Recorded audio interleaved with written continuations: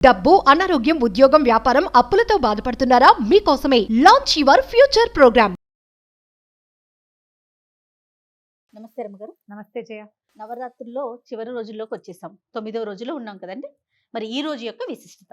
ఆశ్వేజ శుద్ధ నవమి ఉమ్, త్రిరాత్ర వ్రతంలో 3వ రోజు, చాలా విశేషమైన రోజు. ఉమ్, ఈ రోజే అమ్మ మహిషాసుర సంహారం చేసిందని మహిషాసుర మర్దిని అవతారంలో ప్రత్యేకమైన స్వరూపంలో మనకి చూపిస్తారు. ఉమ్, కాళికా స్వరూపం మహిషాసుర మర్దిని అంటే ఒక పక్కన కాళికగా కనపడుతుంది, మహిషాసుర మర్దినికి 18 చేతులతో ఉన్న అమ్మవారుగాను కూడా కనిపిస్తుంది. మహిషాసుర మర్దిని అవతారమే ఈరోజు మనకి ఓకే. చూపిస్తారు. అమ్మవారు ఒక ప్రత్యేకమైన శక్తిగా కనపడుతుంది. మహిషుడు అనే ఒక రాక్షసుడు ఆమెని స్త్రీగా భావించాడు అమ్మని. ఉహుం, ఉమ్, మహిషుడు అంటే మహిషము అనగానే ఏమిటి? దున్నపోతు. అవును. మహిషి స్త్రీ, మహిషము అంటే దున్నపోతు. వాడు ఒక జంతువుకి జన్మించిన వాడు. అమ్మకి స్త్రీకి తేడా తెలియదు. స్త్రీలో అమ్మని చూడగలిగిన వాడికి ఏదీ లేదు. మరి వాడికి అంతా సర్వం శక్తిమయమే, సర్వం మాతృమయంగానే ఉంటుంది. మహిషాసురుడు చాలా వరగర్వంతో, విశేషించి దేవతల్ని వాళ్ళని జయించటం వల్ల లోకం అంతా తనకి పాదాక్రాంతంగా ఉండాలన్న ఒక కోరిక కలిగినవాడు. స్త్రీ వల్ల తనకి ఏ భయము లేదని నమ్మినవాడు. వీళ్ళంతా నేను స్త్రీ వల్లే జన్మించాననే ఒక ఇంగితం లేని వాళ్ళనమాట. అంతే. అదొక జాతి ఉంటుంది. దాన్నే ఆసురి గుణాలు అంటారు జయ. అసలు గుణాలు. అంతే. ఇప్పుడు రాక్షస ప్రవృత్తి, రాక్షస గుణాలు, ఆసురి గుణాలు ఇవన్నీ ఏంటంటే, నా మూలం ఏమిటి? నేను ఎక్కడి నుంచి వచ్చాను? నేను మగవాడిని, నేను చాలా గొప్పవాడిని, నాకు బలం ఉంది, వరం ఉంది, ఇంకేదో ఉంది, కానీ నేను ఎక్కడి నుంచి వచ్చాను అనే ఆలోచన ఉండదు. ఆలోచన ససేమిరా చేయరు. ఈ మహిషుడు అలాంటి వాడు. వాడు కూడా ఒక ఆడ గేదెకి పుట్టినవాడే, స్త్రీకి పుట్టవలసిన వాడే ఎవడైనా సరే. అంతే కదా. అంతే కదా. అవతార పురుషుడైనా ఆమెకే అమ్మకి జన్మించాడు. వీడు ఎప్పుడైతే ఈ ఒక అద్భుతమైన స్త్రీ రూపం అక్కడెక్కడో కనపడిందని తన సైనికులు, తర్వాత కొంతమంది మంత్రులు చెప్పేసరికల్ స్త్రీ వల్ల మనకి భయం లేదు కదా, ఆ స్త్రీ ఏమిటో చూసి రండి అని కొంతమందిని కొంతమంది సైన్యాధ్యక్షుల్ని, కొంతమంది మంత్రుల్ని పంపించాడు. వెళ్ళిన మంత్రుల్ని వెళ్ళినట్టుగా విరుచుకు తినేసింది ఆవిడ. ముందున్న స్వరూపాలు దుర్గా స్వరూపము, మహా నీల సరస్వతి స్వరూపం ఉన్నాయి కదా, ఈ రూపాలలో కనపడిన వాడిని కనపడ్డట్టుగా ఆమెలోంచి ఒక్కొక్క శక్తి బయటికి రావటం, తినేయటం అప్పడాలాగా. కొంతమందిని సంహరించేసింది, కొంతమంది రక్తం పీల్చేసింది, కొంతమందిని అసలు దగ్గరికే రానివ్వలే. ఒక 2-3 పారిపోయారు. పారిపోయిన వాళ్ళు మహిషుడికి వెళ్ళి చెప్పారు, ఆమె మామూలు స్త్రీగా భావించద్దు, దేవతలు ఆమె ముందు పాదాక్రాంతులుగా ఉన్నారు, ఆమె సాధారణ స్త్రీ రూపం కాదు, ఒక మహత్తరమైన స్వరూపం, బ్రహ్మాండ స్వరూపంలో ఉంది. అంటే అందంగా ఉంది. ఇప్పుడు మనిషి సామాన్యంగా ఒక 6 అడుగులో, ఒక 5.5 అడుగులో ఉంటే మనిషి అందంగా ఉంది అంటే ఒక పెద్ద భారీ కాయంగానే కనపడుతుంది. అవును. ఆ ఒక 25 అడుగులు ఉంటే అది ఇంకా అవయవాలు ఇంకా పరిపుష్టంగా కనపడతాయి. మనకి ఇంతదైతే సరిపోతుంది అనుకున్నాడు. ఇప్పుడు అందరినీ చంపేస్తోంది, వాళ్ళందరూ పారిపోయారు, కొంతమంది చచ్చిపోయారు, నేను బతికిపోయాను అనుకోలే అని చెప్పితే ఒకడు ఓహో అక్కడ ఏదో ప్రమాదం ఉందని శంకించాలి. ఎప్పుడూ కూడా మనం అక్కడ ఏదో అయ్యింది అనగానే ప్రమాద సూచిక వస్తుంది. ఎవడికి రాదు? సూక్ష్మత లేని వాడికి రాదు. ఇప్పుడు ఆవు, గేదె మనకి తెలిసిన జంతువులు కదా. ఆవు ఎంత సున్నితమైన జంతువు, సూక్ష్మత ఉంటుంది దానికి, దాని సున్నితత్వం ఉంటుంది. కానీ గేదెలో అది ఉండదు. పాలు బలమైనవి మనం వాడుకుంటాం, నెయ్యి, వెన్న, మీగడ అన్నీ వస్తాయి. కానీ గోవుకున్న సుకుమారత, సూక్ష్మత దీనికి ఉండవు గేదెకి. మరి మహిషుడికి సహజ ప్రవృత్తి వల్ల అది లేదు. ఇంతమందిని చంపేసిన స్త్రీ అంటే అబ్బా పరాక్రమశాలి, అలాంటిదే మనకు కావాలనుకున్నాడు. పరాక్రమశాలి, ఈమె వల్ల మనకేమైనా వస్తుందేమో, మీది మిక్కిలి ఎవరి చేతిలోని మరణం లేకుండా వరం పొంది స్త్రీల వల్ల నాకు భయం లేదు అని స్త్రీని పక్కన పెట్టాను, అది ఇదేనేమో అన్న భయం రాలా వాడికి. రాక ఆమె మీదకి వచ్చాడు. చూద్దాం, ఒకవేళ కుదిరిందా వీటితోటి ఏదైనా సంసారం చేయటమో లేకపోతే వివాహం చేసుకోవటమో చేద్దాం, అలాంటి ఆలోచనే. అంతగా ఇది యుద్ధం చేస్తానంటే వాళ్ళందరూ చేశారు, నేను కూడా చేస్తా, నన్ను ఎట్లా చేయిస్తుంది? నేను స్త్రీవధ్యుణ్ణే, ఆ స్త్రీ చేత మరణం ఉంది నాకు, కానీ నన్ను చంపగలిగే స్త్రీ ఎక్కడి నుంచి వస్తుంది? ప్రతివాడికి ఇలాగే ఉంటుంది, నా అంతటి వాడు లేడనిపిస్తుంది. అంతే కదా. ఈ లేడనిపించే వాళ్ళందరికీ సమాధానమే ఈ మహిషాసుర మర్దిని. ఈ మహర్నవమి రోజున నాకు తిరుగులేదనుకున్న ప్రతి వాడు కింద పడాల్సిందే, సాగిల పడవలసిందే. మీరు ఎవరెవరైతే అధికారం వల్ల ఇబ్బందులు పడేవాళ్ళు, అధికారుల వల్ల లేదా స్నేహితుల్లో ఏదైనా తీవ్రమైన ప్రతిఘటన ఎదుర్కొనేవాళ్ళు మహర్నవమి నాడు గనక అమ్మని ఆరాధిస్తే మీకు ఏ ఏ ప్రతికూల శక్తులు ఉన్నాయో అవన్నీ పాదాక్రాంతం అవుతాయి. మీకు అంత కెపాసిటీ లేదు, అమ్మకి పాదాక్రాంతం అవుతారు వాళ్ళు. మనకంత శక్తి ఉండాలిగా, మనకు శత్రువులు ఉంటారు. అవును. కానీ అవతల వాడిని పాదాక్రాంతం చేసుకోగలిగేది ఉండదు, మీకు సమస్య తీరిపోతుంది. ఈ రోజున ఈ స్వరూపంలో ఉండే అమ్మకి నీలం రంగు వస్త్రాలు సమర్పించాలి. ముదురు రంగులు, ఒక్కొక్కసారి ఆకుపచ్చ, ముదురు ఆకుపచ్చ, ఆ నలుపులో కలిసేది ఉంటుంది, బాటిల్ గ్రీన్లో డీప్ అలాంటివి కూడా సమర్పిస్తారు. అవి సమర్పించవచ్చు. తర్వాత అమ్మవారికి శాకాన్నం పెడతారు, వివిధ రకాల కూరలతోటి అన్నం చేసి నివేదన చేస్తాం. తర్వాత బాగా ముదురు రంగు నీలం రంగు గాజులు సమర్పిస్తాం. ఈ రోజున మనం 9 సంవత్సరాల బాలికని అర్చించాలి. 9 సంవత్సరాలు. చివరి 2 రోజులు, అష్టమి నవమి 2 రోజులు కూడా 9 ఏళ్ళే.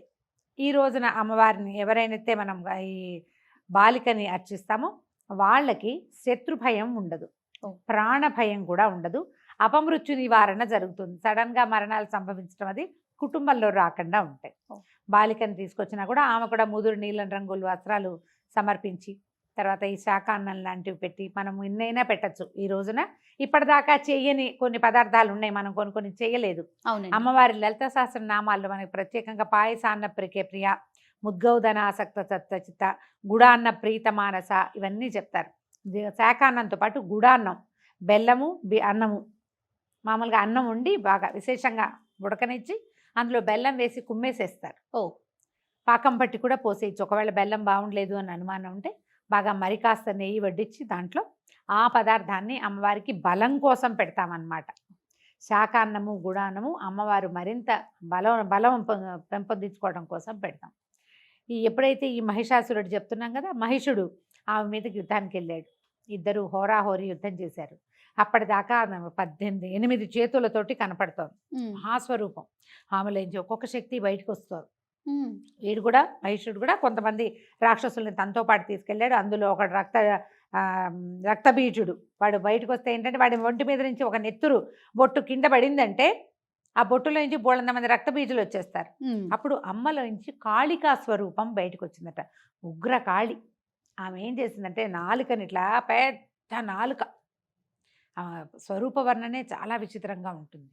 మెడలో కపాలాల మాల, నల్లని వస్త్రాలు, ఏకవేణి అంటే ఒకటి జుట్టు విరబోసుకుని నగ్నంగా ఉంది అంటారు. కపాలాలు వాటితోటే శరీరం కప్పబడి ఉండి కాలికి ఒక ముళ్ళ తీగ చుట్టుకుని ఉండి, అలంకారం లోహలత ఆవిడకి, ఒక ఇనప తీగ, ఇనప ముళ్ళ తీగని కాలికి చుట్టుకుని ఉంది. భయంకరమైన స్వరూపంలో కాళరాత్రి స్వరూపంలో బయటకు వచ్చింది. ఈ రావటం ఏం చేసింది, నాలుకని పెద్దదిగా చేసి ఈ రక్త బీజుడి తాలూకు ఒక్క బొట్టుని కూడా కింద పడినివ్వలేదు, మొత్తం నెత్తుని పీల్చేసింది. ఇలా ఒకడు అంతమైపోయాక మహిషుడు మిగిలితే ఇక తెలిసింది చావు వచ్చేసిందని వాడు పరిగెత్తాడట. పరిగెడితే అమ్మవారు కూడా వాడు వెనకాల పరిగెత్తింది. ఆ పరిగెడుతుంటే భూమి దద్దరిల్లిపోయిందట. పరిగెట్టేసరికి ఉగ్రత వస్తుంది. మనం అవతల వాళ్ళు పరిగెత్తేసరికి వాళ్ళ మీదకి వెళ్తే తాపీగా నడవరు. ఈమె పరుగు అందుకుంది.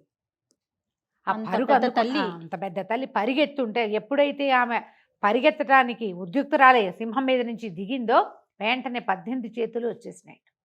ఈ 18 చేతుల్లో ఎవరెవరున్నారు ఈ మహిషుణ్ణి సంహరించడానికి దేవతలందరూ తమ తమ ఆయుధాలని అమ్మవారికి సమర్పించారు.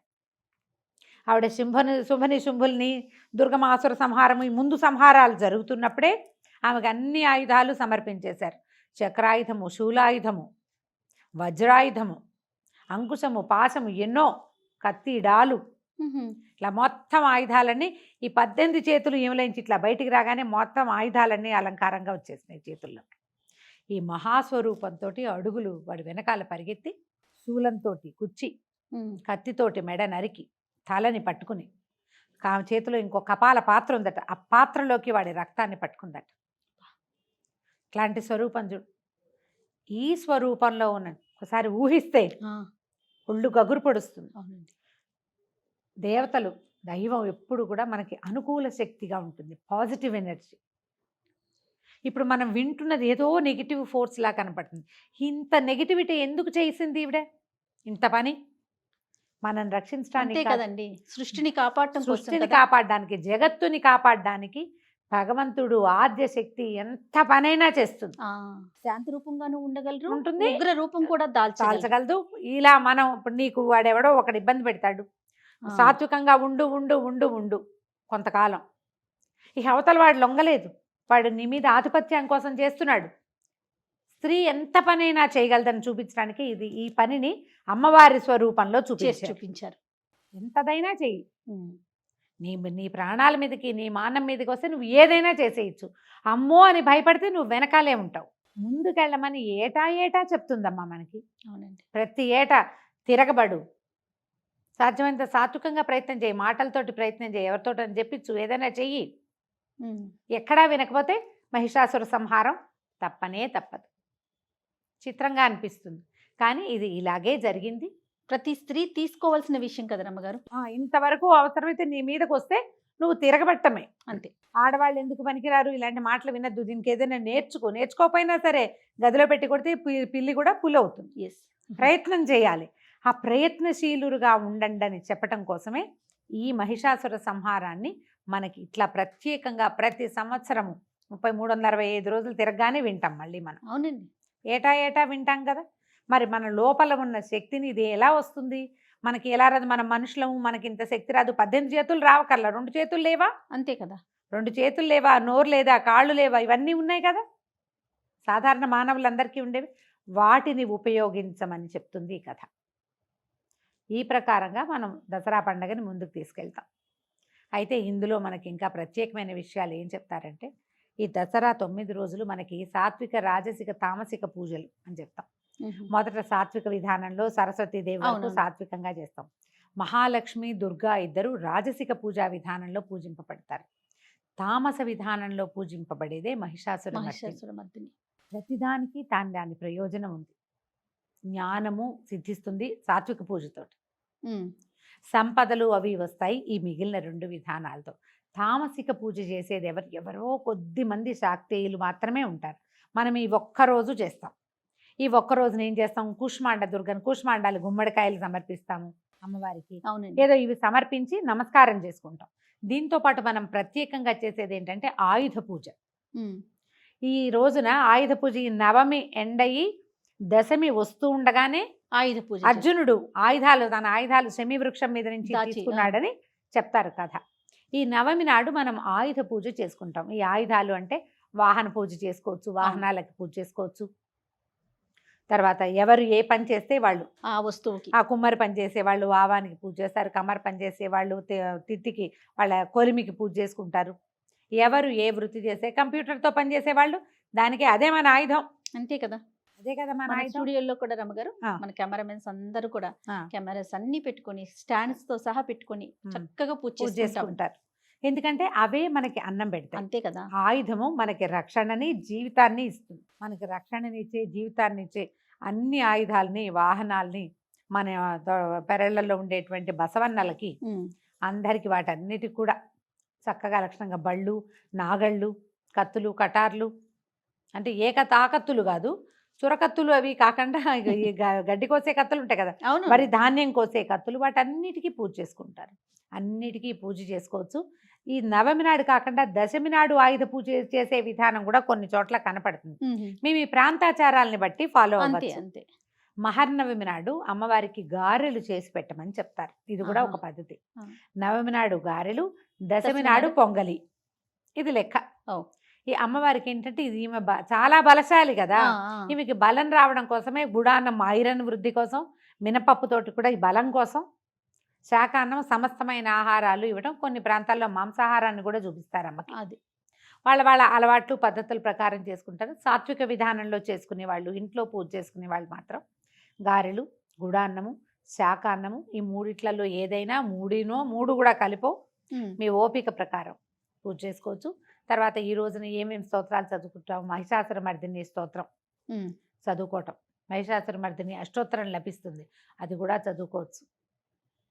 కాళికా పురాణం, ప్రత్యేక పురాణం ఒకటి కనపడుతుంది జయ. అవునండి. కాళికా పురాణంలో అమ్మవారు ఎలా నడిచింది, అడుగడుగుకి వర్ణన వస్తుంది. ఎంత అద్భుతంగా ఉంటుందో. ఈ అద్భుతమైన ఘట్టాలు ఏమైనా మనకు అవకాశం దొరికితే, ఏదైనా పుస్తకాలు దొరికితే చదువుకోండి, వినండి. ఇంట్లో పిల్లలకి ధైర్యం చెప్పండి. ఏదైనా సమస్య వస్తే భగవద్ ఎలా ధ్యానం ఉండాలో. చేసుకోవటం, భగవద్ ధ్యానం చేసుకుని ముందుకెళ్ళటం, ఎలా ఉండాలో ఈమెను చూసి ఈమెను ఈ కథ చెప్పుకుని దీని మీద కాస్త ఆలోచన చేస్తే మంచిది. దీంతో 9 రోజుల నవరాత్రి పూజా విధానం పూర్తవుతుంది. ఎవరైతే తొలి రోజున కలశం పెట్టారో వాళ్ళు ఈ నవమి నాటి రాత్రి కలశానికి ఉద్వాసన చెప్పేసేయచ్చు. ఓకే. కలశం కదపటం, వినాయకుడిని తీసి పక్కకు పెట్టుకోవటం, అమ్మవారి స్వరూపాన్ని పెట్టుకున్నాం, చిన్న ప్రతిమ పెట్టుకున్నాం అనుకో, దానికి ప్రత్యేకంగా శ్లోకాలు ఉంటాయి, ఉద్యాపన శ్లోకాలు చెప్తారు. విసర్జన చేయటం కూడా కదిపి పక్కన పెట్టుకుని మర్నాడు పొద్దున సర్దేసుకోవచ్చు. ఓహో. రాత్రికి సర్దక్కర్లా, కదపటం వరకే. అమ్మ 9 రోజులు పూజించాము, వెళ్ళరా తల్లి, మళ్ళీ వచ్చే ఏడాది మళ్ళీ వద్దు కానీ మా ఇంటికి అని చెప్పుకొని నమస్కారాలు చేసుకోవటం. విశేషంగా చక్కగా ఏదైనా ప్రసాద వినిమయం కనుక చేసుకోగలిగితే చాలా మంచిది. రేపు ఉదయం విజయదశమి పూజా విధానంతో ఆఖరి పూజ చేసుకుంటే 9 చేసామా, అవునండి, ఇంకా ఈ కలశానికి పూజ లేదు, అయిపోయింది. ఇంకా మనం అది పెడతాం కదా దీపం, అఖండ దీపం కూడా దీంతో ఆగిపోయింది. ఇంకా అందులో నూనె వడ్డింపు అవి ఏం చేయకండి. ఇంకా కొంచెం నూనె ఉండిపోతే దాని దారిని దాన్ని వదిలిపెట్టేది, మలిగించద్దు దీపాన్ని. దాని అంతటా మలిగిపోతే ఊరుకోవచ్చు. ఈ పూటకి ఆపేసేయటమే. రేపు తెల్లవారాక మళ్ళీ మనం ఏం చేస్తాం, ఈ ఏ పీట మీద అయితే ఈ కలశం పెట్టామో ఆ కలశాన్ని తీసేసి అన్నీ సవరించి దేవుడి గది తుడిచేసుకుని ఆ పీట ఖాళీ చేసేయటం. అపరాజిత ఆరాధన మామూలు మన రోజువారీ పూజా విధానంలో భాగంగానే అమ్మవారిని మళ్ళీ ఆ ఫోటో ఎక్కడి నుంచి తీసామో అక్కడ వెనక్కి పెట్టేసి పూజ చేసుకుంటే సరిపోతుంది. నమస్తే. నమస్తే.